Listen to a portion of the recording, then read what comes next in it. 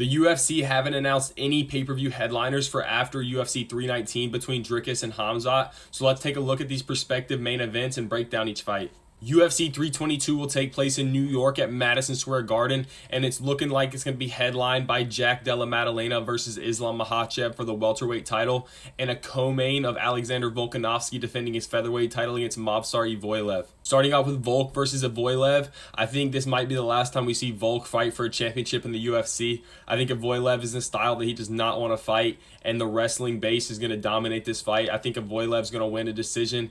Main event, JDM versus Islam. Islam's moving up to 170. I don't know how much of a trap this is for Islam with all the talk about Ilya in the back of his mind. I don't want him to overlook JDM, but I think with the Dagestani discipline, I think Islam's locked in for this fight. I think Islam gets it done by submission in the second or third round, and I think he's going to call out Ilya. I'm interested to see if that fight's going to end up being at 170 or 155, but I think that's a Conor Khabib level super fight, and it has to happen now before the hype runs away. The timing looks like for that super fight it could be perfect because they have Ilia Topuria defending his belt against Arman Tsarukyan at UFC 323 in December.